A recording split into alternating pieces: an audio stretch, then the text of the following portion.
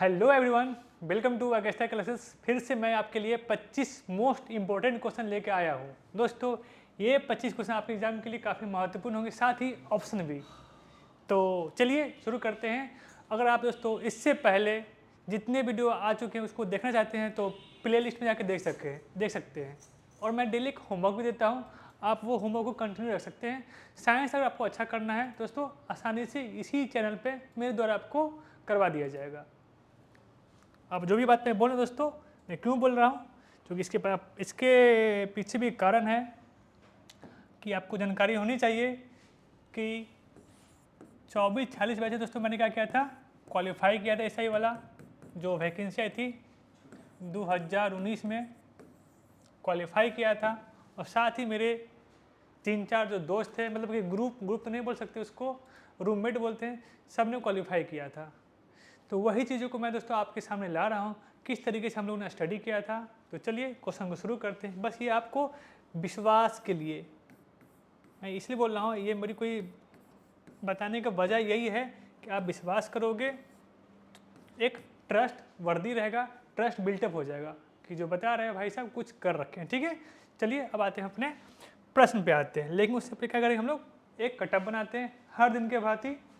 क्योंकि आज पेपर का लेवल मैंने थोड़ा सा अच्छा रखा है, तो कटअप में थोड़ा सा नीचे रखूँगा। जनरल का, ओबीसी, ईडब्ल्यूएस प्लस में ईबीसी और अन्य 16, 15, 13 प्लस में 13, ये आपका प्लस है। आप इससे ऊपर भी स्कोर कर सकते हो और आप कमेंट के माध्यम से मुझे बता सकते हो। ठीक है, तो चलिए आज का आपका पहला प्रश्न है, ये इतिहास का प्रश्न आज शुरू हो रहा है। साइंस की क्लास में इतिहास आज शुरू होगा। एक अनोखा इनिशिएटिव हमारे टेक्निकल गुरुजी किए हैं कि भारत का प्रथम वायसराय कौन है, बताओ। भारत का प्रथम वायसराय कौन है? प्रथम वायसराय क्या वो लॉर्ड कैनिंग है?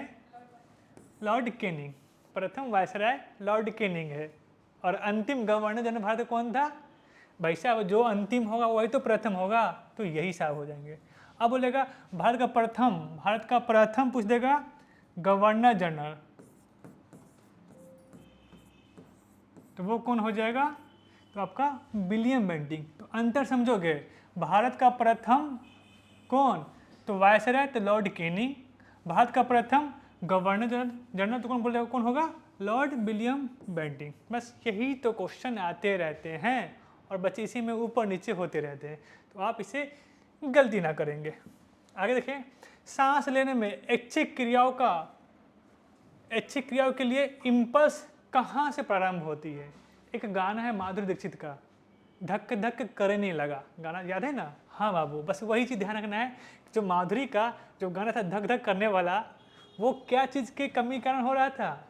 वहाँ पे मेडुला ऑब्लांगेटा बाबू कमी हो गया था। मेडुला ऑब्लांगेटा सही से काम नहीं कर रहा था। तो सांस लेने में ऐच्छिक क्रियाओं का जो इम्पल्स होता है दोस्तों, वो मेडुला ऑब्लांगेटा से होता है। मतलब रक्त दाब हो गया, पहला पॉइंट। सेकंड आप ध्यान रखिएगा,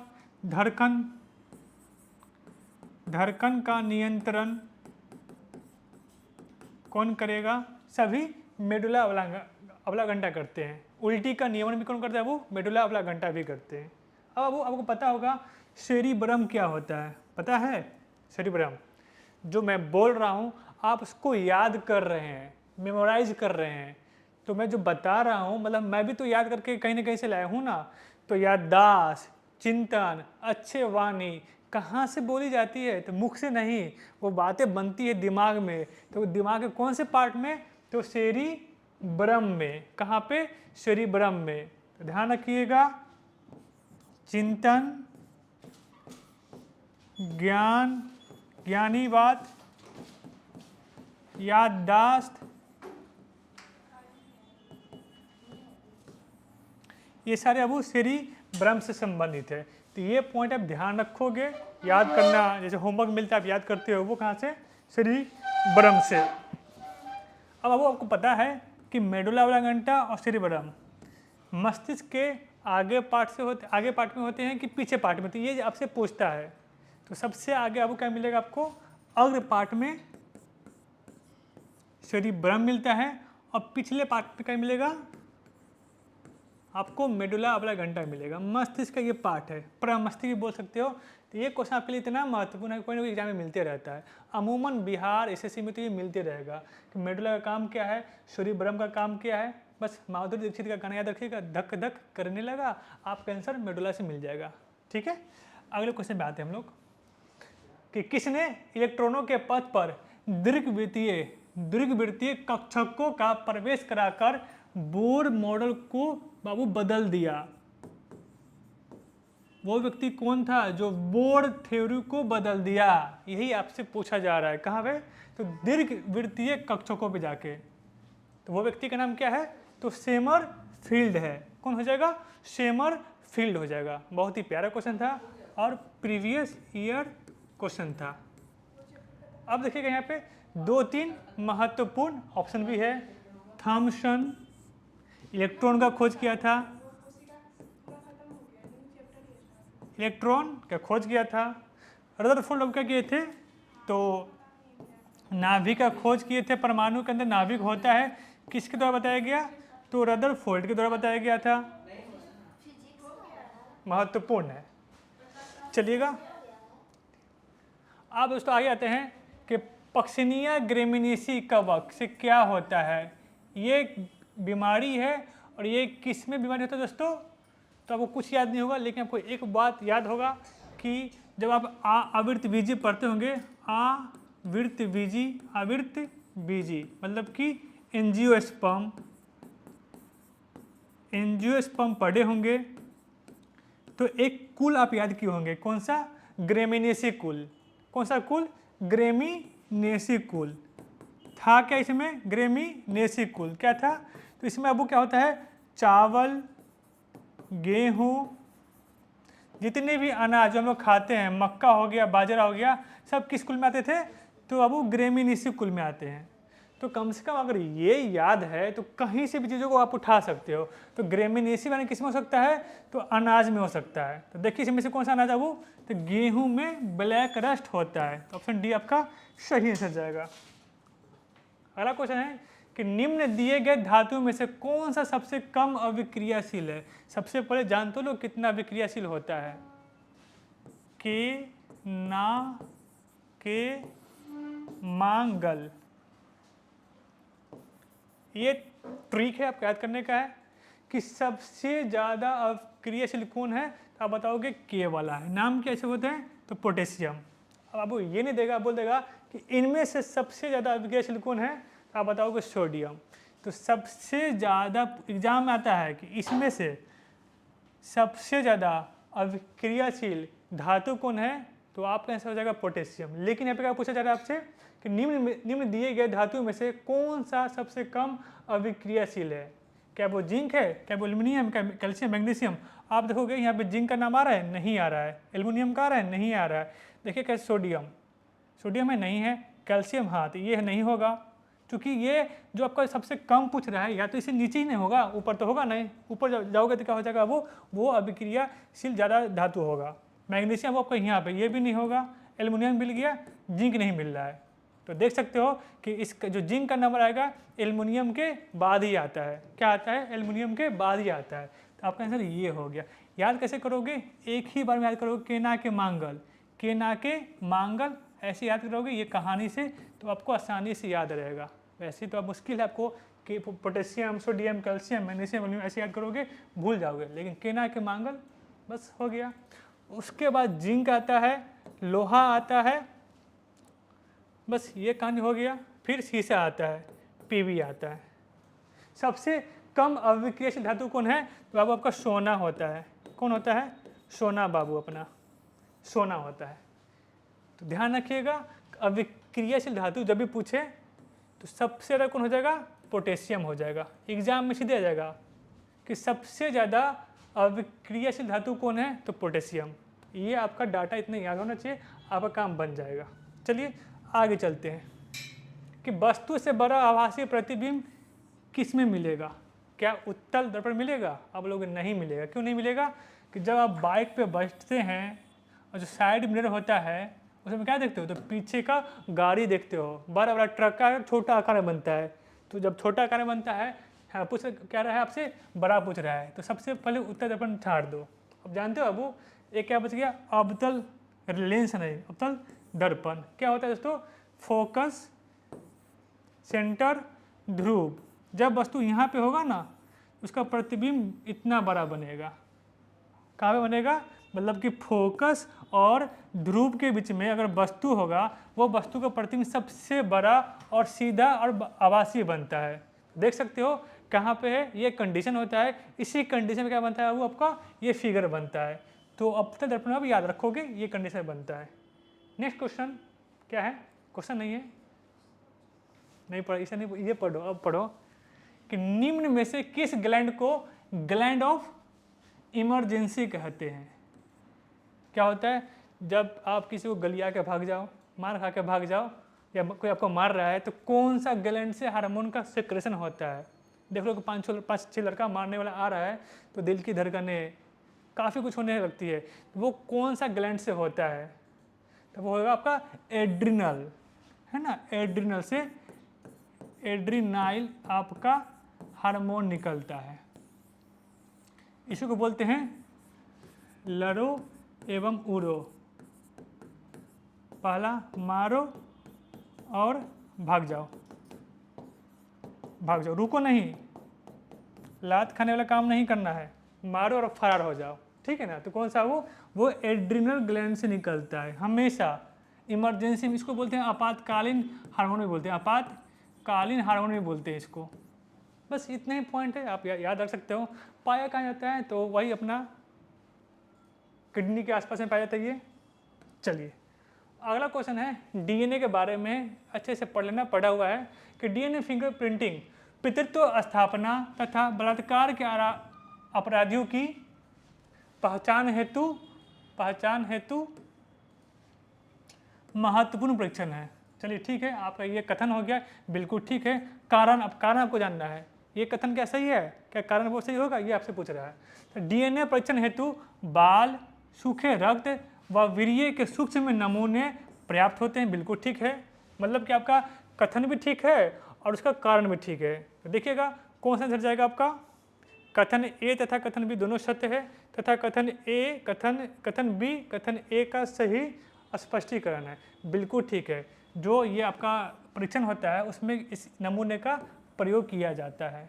तो ये आपका कहानी है, इसका सही है कथन कर व्याख्या कर रहा है, तो ये आपका सही आंसर जाएगा। अगला क्वेश्चन है किसी पिंड का भार कहाँ पर अधिक होगा। आपको पता है दोस्तों कि पृथ्वी की स्थिति क्या है, ये रहता है, पृथ्वी अब गोल नहीं है और थोड़ा सा झुका हुआ है। क्या है वो, थोड़ा सा झुका हुआ है। तो क्या हो गया आपका ये पॉइंट, ध्रुव कहलाता है, ध्रुव कहलाता है। और क्या होता है वो विषुवत रेखा होता है। तो यही क्वेश्चन हमसे पूछ रहा है कि पृथ्वी पर सभी स्थानों पर एक समान होगा भार, बोलोगे नहीं हो सकता है। ध्रुव पे सबसे ज़्यादा होता है, सबसे कम कहाँ पे होगा, विषुवत रेखा पे कम होता है, सबसे कम होगा, सबसे कम। तो ये भी तो बात होगा, कहीं पर शून्य भी होगा, शून्य कहाँ पे होता है, ध्यान रखिएगा कि ध्रुव जो ये पॉइंट है इस पे सबसे ज़्यादा होगा, सबसे ज़्यादा। विषुवत बोलेगा तो सबसे कम। लेकिन जो पृथ्वी का जो केंद्र है ना, केंद्र पृथ्वी का केंद्र मान लीजिए यहाँ पे है, तो यहाँ पे क्या होगा, शून्य होगा केंद्र पे। पृथ्वी केंद्र पे क्या होता है, शून्य होता है। यही तीन कंडीशन है, आपको हमेशा पूछता है कि वस्तु का भार पृथ्वी पर सबसे ज़्यादा कहाँ पे होगा, ध्रुव पे। क्यों होता है, जो इसका केंद्र से ना ये दूरी नज़दीक है, क्या होता है, दूरी नज़दीक है, इसीलिए ध्रुव पे भार सबसे ज़्यादा होता है। केंद्र में क्या होता है, भार शून्य होता है। जबकि जो आपका विषुवत रेखा है इस पर क्या होता है, आपका भार सबसे कम होता है। एक क्वेश्चन और बन सकता है कि अगर हम जो आपका पृथ्वी के क्या होता है, सतह से, पृथ्वी के सतह से ऊपर और नीचे जाएंगे। मान लो कि ये आपका हो गया पृथ्वी का सतह हो गया,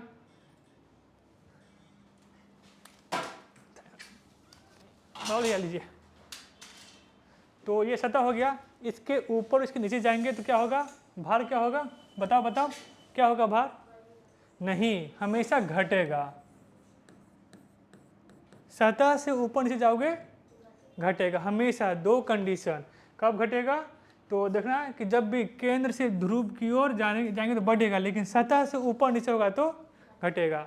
जैसे कि अब सतह हो गया हमारा ये अगस्त्य कैलाश, और यहाँ से चल जाएंगे हम पहाड़ पे जाएंगे तो क्या, और सतह से ऊपर जा रहे हैं ना तो घटता है। तो ये कंडीशन आप याद रखोगे। आगे चलते हैं। निम्नलिखित में से पृष्ठ तनाव की बीमी सूत्र क्या होता है।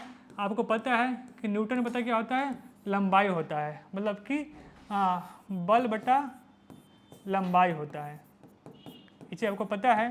तो M L T minus two, नीचे में एल हो गया, एल से एल कट गया तो एम टी माइनस टू।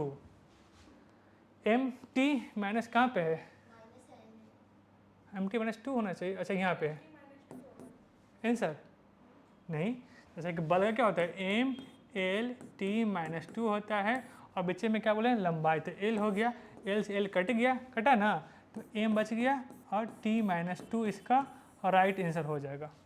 ठीक है, इसमें से कोई दिख नहीं रहा है वैसे छोड़ दीजिएगा।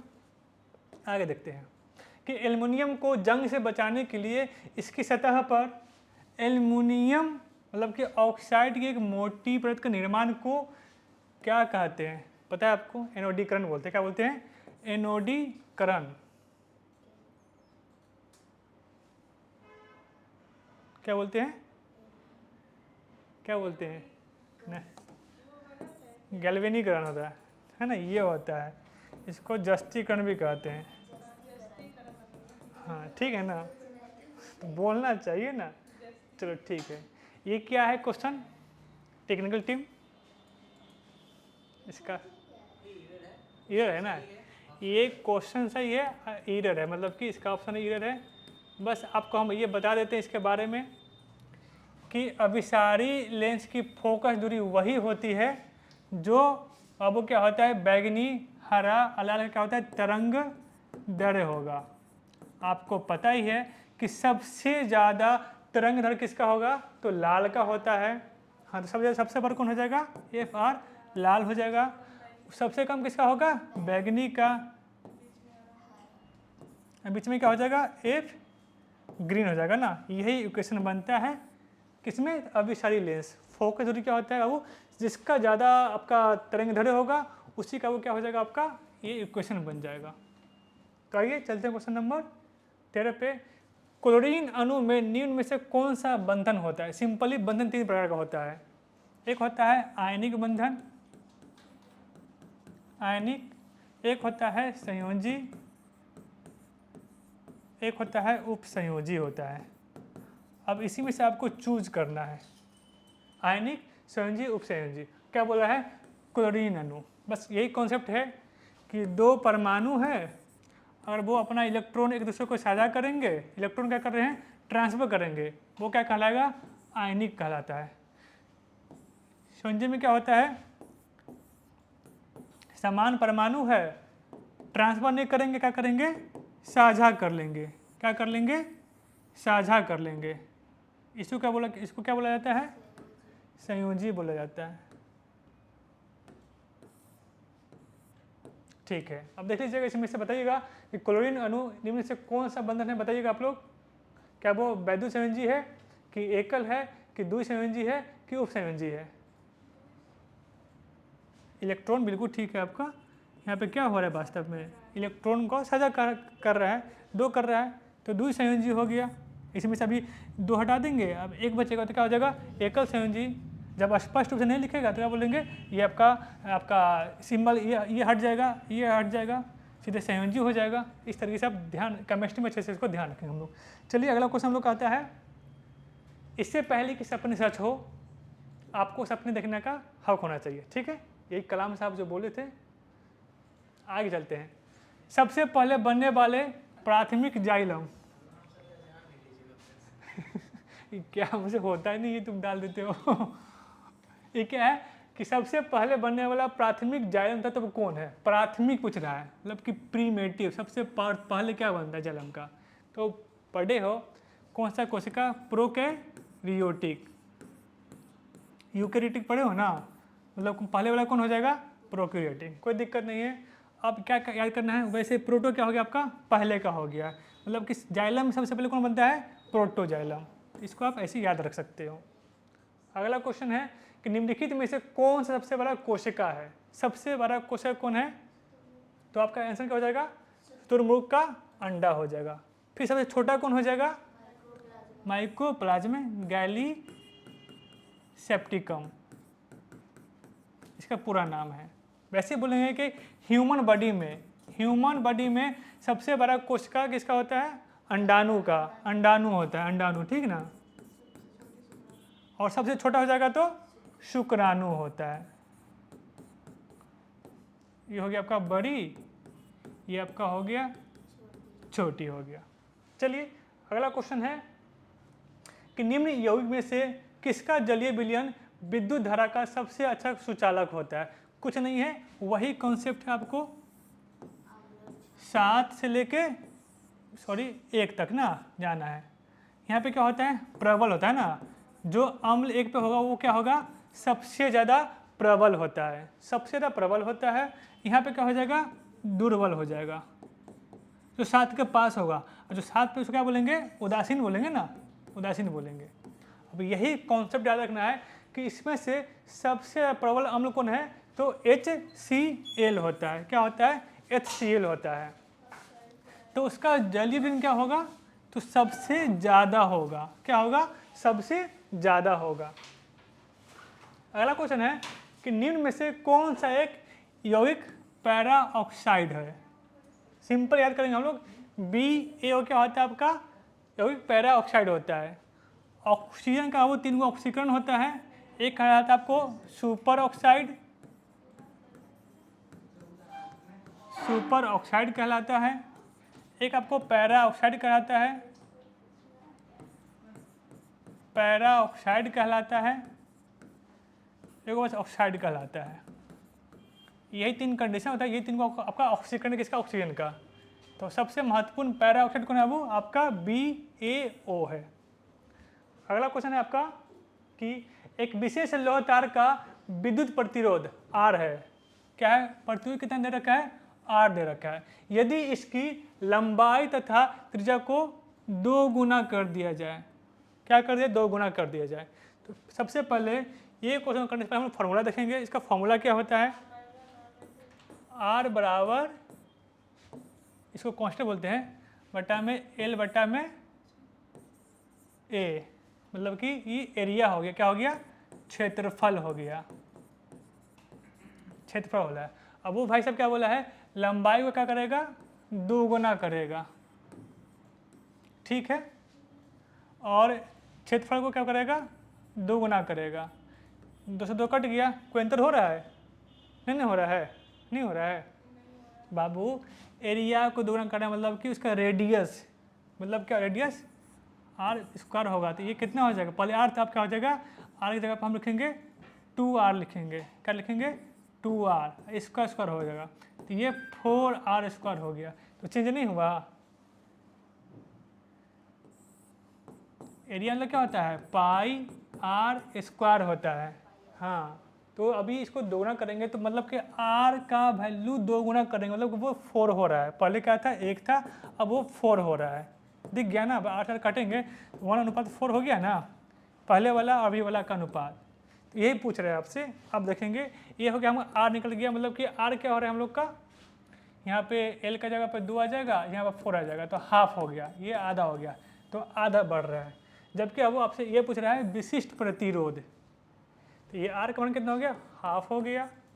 ये ऊपर जाएगा तो 4 हो जाएगा, और ये जो L 2 गुना हो रहा था बचा में क्या हो जाएगा? 2 हो जाएगा। ये मतलब एक ही आ रहा है, मतलब परिवर्तन किस में हो रहा है? सिर्फ इसी में परिवर्तन हो रहा है। ये आपका वैसा ही रहेगा। अब देखिएगा क्या बोल रहा है कि प्रतिरोध का मान आधा हो जाएगा। हुआ था ना आधा, हाफ आ गया था R का वैल्यू, जबकि विशिष्ट प्रतिरोध का हुआ था वही रह गया था। क्या हो गया आपका? परिवर्तन उसमें नहीं हुआ। तो आपका आंसर ये जाएगा। तो आपके लिए फार्मूला इंपॉर्टेंट है प्रतिरोध का। इसको बोलते हैं विशिष्ट प्रतिरोध बोलते हैं, बटा में L बोलते हैं, नीचे क्या होता है? एरिया बोलते हैं इसको, एरिया बोलते हैं। ये एरिया होता है किसका? जो तार का, जो तार गोला होता है, गोला, हाँ वास्तव में तार का लंबा यही ना होता है, तो इसी को बोला जाता है बाबू एरिया, इसी का एरिया निकाला जाता है। या तो तार मोटा या पतला होगा, दोनों कंडीशन से क्वेश्चन बन के आते हैं, आप इसे ध्यान रखेंगे। अगला क्वेश्चन हम लोग का कि परमाणु के बोर मॉडल के अनुसार क्या होता है। तो बस देखना इसमें इलेक्ट्रॉन का कोणीय संवेग का वो क्या होता है, कोणीय संवेग का वैल्यू कौन दिया था? तो अपना बोर साहब दिए थे। तो आपका आंसर ये डी जाएगा, क्या हो जाएगा? डी जाएगा। तो देख लीजिएगा कि परमाणु में जो इलेक्ट्रॉन का कोणीय संवेग का नियम किसके द्वारा दिया गया था? तो बोर साहब के द्वारा दिया गया था। अगला क्वेश्चन है, निम्न में से उर्वरक क्रांति कौन सा रंग, उर्वरक क्रांति के लिए कौन सा रंग दिया गया है वो बताइएगा। तो इसका आंसर क्या हो जाएगा? उर्वरक क्रांति संबंध बताइएगा, संबंध किससे संबंधित है? जैसे गुलाबी किसका हो गया? झींगा मछली से, झींगा मछली से। काला हो गया कोयला से हो गया। सुनहरी किससे हो गया? तो बागवानी से हो गया। ये आपका भूरा क्रांति। हरित क्रांति तो खदान से होता है, मतलब गेहूँ वगैरह से होता है। तो अभी अध्ययन करेंगे हम लोग उसके बारे में। आगे देखते हैं किस नंबर क्वेश्चन है कि एक ग्लास पट से गुजरने पर प्रकाश किरण पुंज पर पार्श्व विस्थापन निम्न पर निर्भर करता है।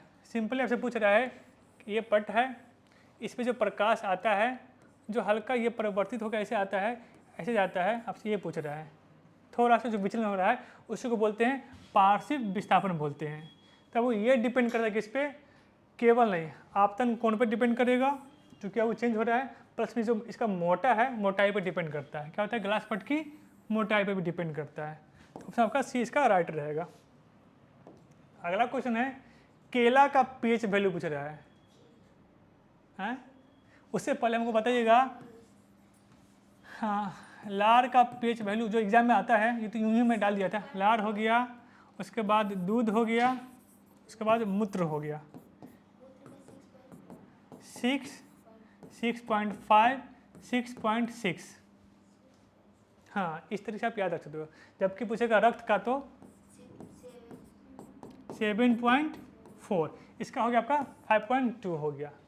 लास्ट क्वेश्चन क्या है आपका कि निम्न में से कौन सा एक गैर अपचायक शुगर है? तो आपका यही आपका सुक्रोज, बिल्कुल ठीक है, बहुत अच्छा जवाब दिया आप।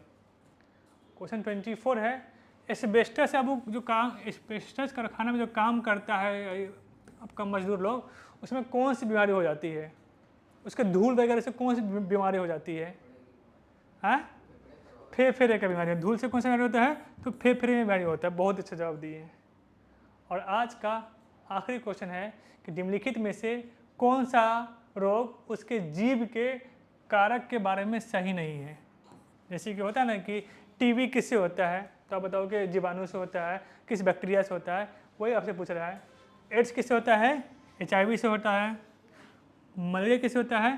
प्लाज्मोडियम से होता है। टीबी किससे होता है? माइकोबैक्टीरियम से। जबकि हैजा किससे होता है? कॉलरा, विब्रियो कॉलरी से होता है। क्या होता है? विब्रियो